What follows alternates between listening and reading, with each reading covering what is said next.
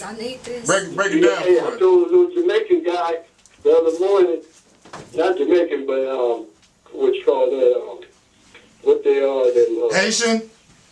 them other people. Anyway, a foreigner. He was at the trash can, and I told him, "Don't you know recycle is in the Bible? God created that. God created recycle for a comeback, to where you can take waste and get profit off of it." Well, it made sense, doesn't it? Yeah, hey, you heard, hey, real quick, I'm going off the record. Jermaine, have you heard about Jermaine or something? No, we don't want to talk about that right now. Right. That's what he said off the record. He said, did you hear about it? We don't, Okay. yeah, you Tell him know what what I the mean? song's But about. the thing about it is that he gotta bear his cross on that one, you know what I mean? That's what they said when God sent down, let's just say, for crying out loud, this really did happen. That God sent the angel Gabriel to the city of Sodom and Gomorrah to pull the people out. Right. And he said, don't look back. And he said, don't look back. Well, he looked back. Yeah, right. Well, you know, the spirit came to me. The spirit brought Cain and Abel to me. You know, Cain was Abel, and Cain, you know, and Cain and Abel, two different people, two different entities. Well, they're brothers. And Yeah, the story says that they were meant for war. But you know, right. But it comes from divide. See, the main thing is a divide. It's a dividing, a separation. Actually, it was jealousy. Remember, he was jealous. That's how it takes place. It takes place in, you know, whatever the entity, you know, that it is tied to. Remember what it was? Is he was jealous of Cain. He was jealous of Cain. Remember, because God accepted his offering, but he turned down. Okay, Cain's. wait. Oh, right. So I understand that, but let me see if you understand this. That was like the first jealousy ever on earth. Wait. Do you understand that? Okay, I understand that. Okay, I understand it. But do you understand that God said jealousy? The word jealousy will be the last word, or last substance that he'll be able to contain. Dad. See, he's gonna contain all of that that's getting ready to be contained. Dad. Okay, we're just gonna give me 2 seconds. This was right.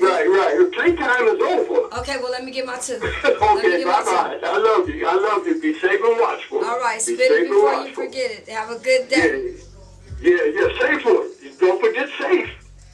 You better be. Practice safety first. They teach you that in the kindergarten. Yeah, because see, hey, then you can tell them, see, and the reason why I gotta say that, you know, I gotta say that for a reason. Be safe and be watchful. Go ahead. Because I'm not a plaything. I never been a plaything. My daddy come out of Chicago in 1909.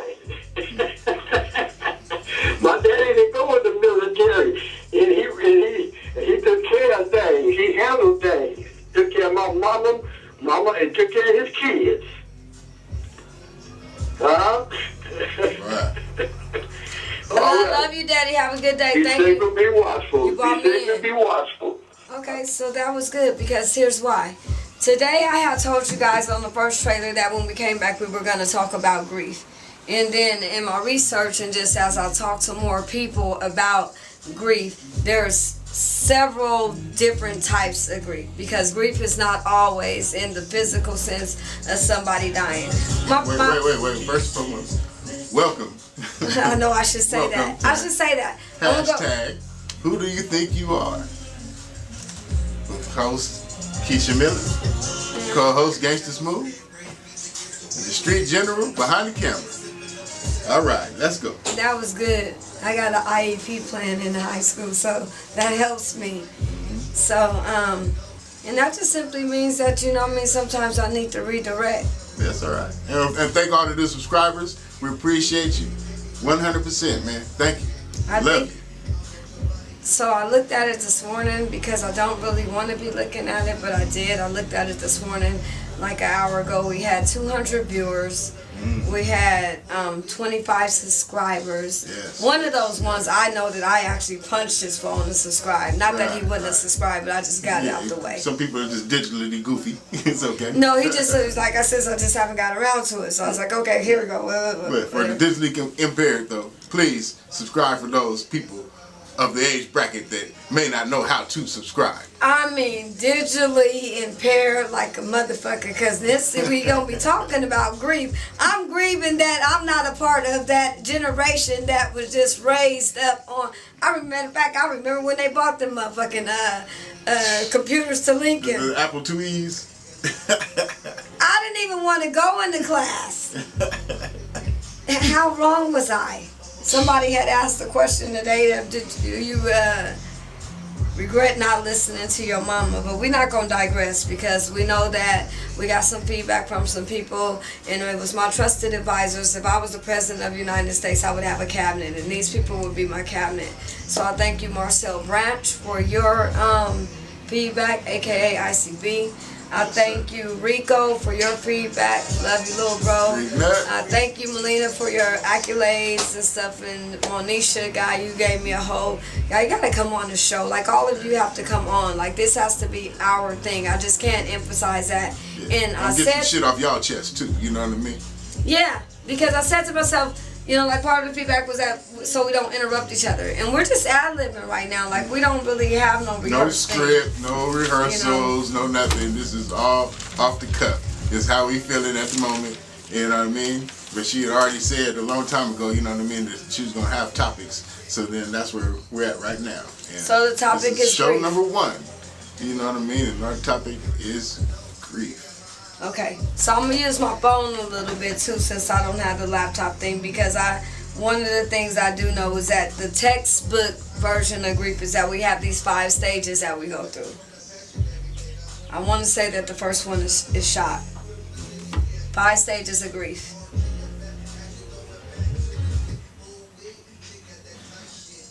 Denial. Okay. Yeah.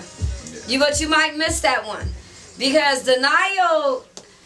Even if somebody is suffering from a sickness, or even if they out there in the streets, and you know that they could be gone today. You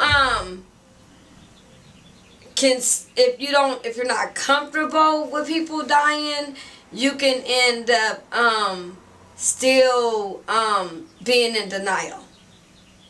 So, like, for me, for example,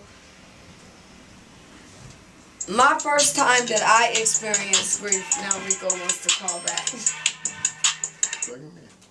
Could I? How do we plug him in? Because he's calling in. Just I can call him back. Mute. Is that still on? I don't know. I think I might have turned it down. Okay, so we got a chance to... I was doing a random call to my dad to try to make sure that the microphone was working, and I think we gave shout outs. I'm almost certain we did that we thank people that have already chimed in and so on and so forth. But we're going to get to the point. We said when we came back up that our topic of conversation was going to be on grief. I knew my dad calling him was going to... I knew he was gonna go everywhere. You know what I mean? My people that know me know I do the same thing.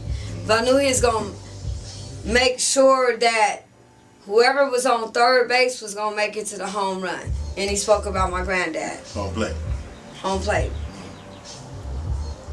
So my dad said about my granddad, so far as physical grief, my first experience with a major loss of physical life was my grandfather. That's the first, like, significant death that you can actually remember? Yeah. And I was young enough for it to hurt and old enough to remember it. Take us back, like... The 7th grade. How did it hit you? 7th grade, SCPA.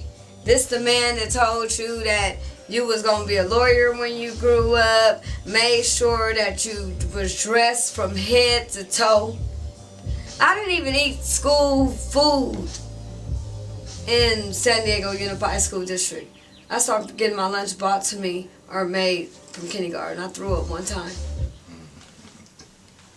And he worked for the city of San Diego. He was a supervisor for Park and Rec. He made sure that I took ballet classes, that I went to the museums in Balboa Park, that I knew that this park was a park in San Diego and that I should appreciate it, and that the house that he was paying the mortgage on was supposed to be the house that I inherited when he passed. My dad's still grieving my granddad because he wasn't so good to him. He's still grieving my grandma because he wasn't so... Do they realize it? Do they accept it? Do they know that they're grieving? I think my dad knows that he's grieving, but he just, well,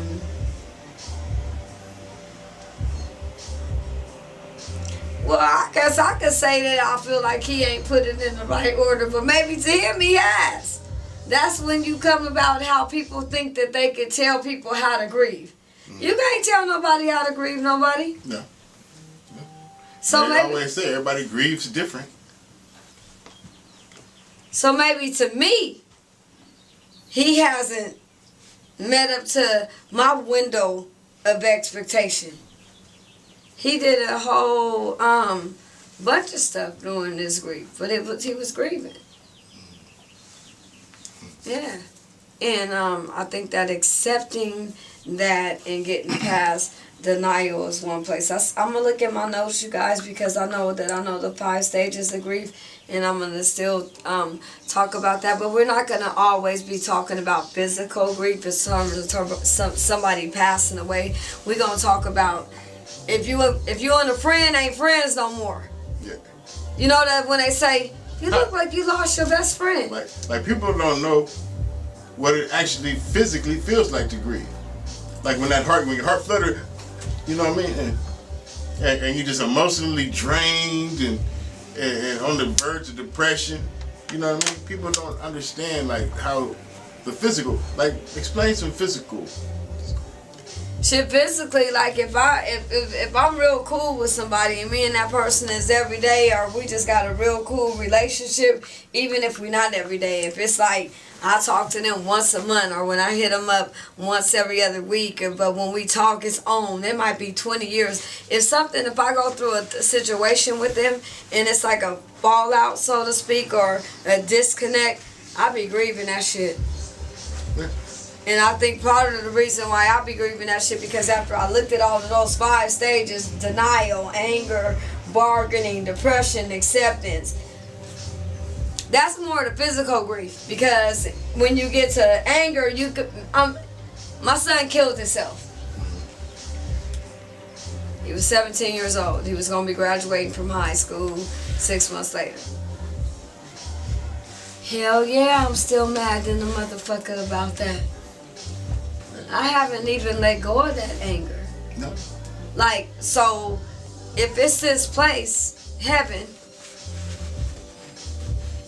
because just because you die by suicide, the word says that doesn't mean that you're going to go to hell. Just to clarify that. That ain't what it say. I challenge you to show me otherwise. Go ahead, prove your case. If you think that it says that it means that if you kill yourself, you going to hell, then I tell you what, bring it up, bring it to scripture if that's where you want to go. This really ain't that kind of show. I really don't give a fuck about what you're saying. I'm talking about me. If I was to see my son today, my emotion would be anger. I would say, why'd you do that shit? And then I would let him give me an answer, and then I would accept him. Mm-hmm. But as long as I don't have the answer from him, I'm probably going to stay in anger with him. But not anger enough to keep me from life goes on. Because the thing about grief is life goes on. So that's how I would explain that part. Yeah. Yeah. Bargaining. I mean, if you think about it, like the whole world just grieved Nipsey Hussle, but how many people actually knew that man? You know what I mean? But grief just spread all across the nation. You know what I mean? Behind this man's death. You know. Yeah, I think it's easy for us to. I sat on the corner of my bed and cried like a baby when Peter Jennings died. I sure did, and he never finished high school. And he was one of the great journalists of all times. I learned a lot from him being a young girl growing up and watching, you know, before there was cable news, but how I got my information about how our society works. And with Nipsey, that's one thing. I think that's if we're going to be focusing on the celebrity issue. And it's easy for us to kind of like sit up and talk about celebrities and, you know what I mean, and wrap ourselves around, you know, their grief and everything. Nip was a different piece because we are about the culture on this show, and Nip gave us, he allowed us to know him through his music. So with some people, there just ain't a whole bunch of layers to them. So like, we don't want to like, what we don't want nobody to do in LA, or we don't want to offend nobody. We don't want nobody to think we trying to with that like we gonna keep, you know, like the Nip thing. Shit, I got some homeboys that's dead that with snips. Whether they serving life in the penitentiary for a bad decision. Yeah, talk about it. That's grief. People don't think that you grieve people who I was thinking like, who am I supposed to be on this show? Like, am I supposed to be, okay, I'm gonna try to do a podcast show and I'm supposed to be, you know, like 100% this businesswoman. I know, because that's not all of who I am. And I've like took a bathroom break. Am I 70-30? Am I 50-50? Like, where do I go from here right now? Right. I guess I like to be a strong 50-50 to make my vote count. Because I talk about that too. So, getting back to grief, the bargaining factor. God, if you... It's embarrassing to say, but one time I got another kid, and he walking like a dead boy walking. You know, like the movie Dead Man Walking. So like when you living but you dead, because you living, but everything is just fucked up about your life. I want to do drugs, hardcore drugs. I want to commit crimes because I just cannot absolutely find a resting place for me to sit back and put my right foot in and put my left foot out and do the hokey pokey and show them what the fuck it's all about. Elementary shit. Because he can live. Right, OG? My mom always says, as long as you're alive, there's hope. They try to give me life. Three life sentences. You know, I didn't know law, but I went to the law library and I beat 3 life sentences and not even knowing nothing about the law. And for me doing that, and like I just told you earlier, I ain't been back to prison. Was it 2019? Yeah. That was 1995. And now, like he said, as long as we're alive, there's hope. So now there's hope for all the other brothers that lived a life of crime. Now they're like, well, if he could do it, if he could turn his life around, hey, you know, let's give these other brothers a try. And that's what a lot of brothers, look, almost everybody that had life that I was locked up with is out. Right. On the street now. Right. They didn't have no hope. Right. Because they had life. Right. but now they're on the street Right. Yeah, they still giving other people they hope. got life Giving other people hope. You know what I'm saying? So with life. that's why they say God works in mysterious ways. And now I want to look at the spiritual aspect of grief. Well, I want to get through the. I want to get Go through through the few- 5 I want to stages get through the first. few stages. So I got to bargaining, and the reason I was speaking about bargaining is because I was thinking that I had lost a niece not too long ago, and I had another kid that wouldn't run around here like he or she is game goofy. So I don't put them on blast. I really don't give a fuck about putting my kids on blast, though. But because I'm a blast your ass. I mean, it might be a wake-up call. No, and my mama would have blasted me. So anyways, like when I came home, I was cheerleading for Lincoln. If I came home weighing too much, she told me I needed to lose some weight to fit in that cheerleading skirt. So that's just the way I am. But I could change. Anyway, so the bargaining part is, well, my point to that is if you don't want to live, that's when you could say, well, God, take me. Or, you know what I mean? I feel like that when my son killed himself. I said, he's only 17. When my niece was murdered 3 weeks before that, she was 17. I was like, well, God, at least I got a chance to be a 21-year-old girl. At least I got a chance to have a baby. Like, I was working at the casino at the time. So even back then, I said, well, you know, I could have died on the way to work as opposed to her. Before my son killed himself. Period.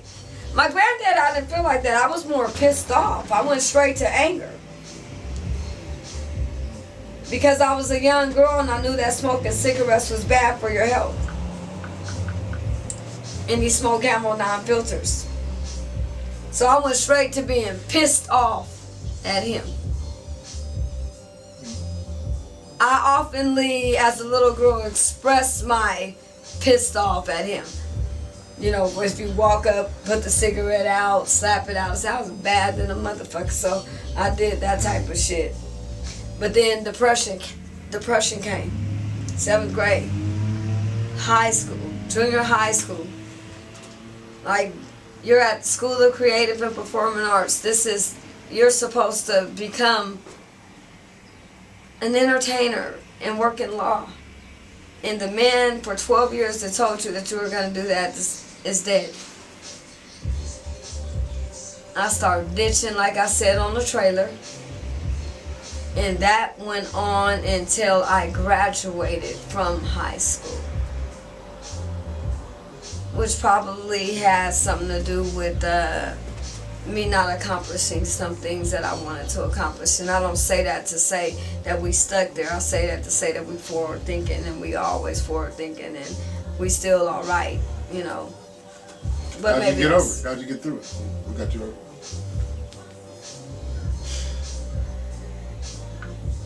One of the things about me when it comes to grief is that I know I'm not the only one.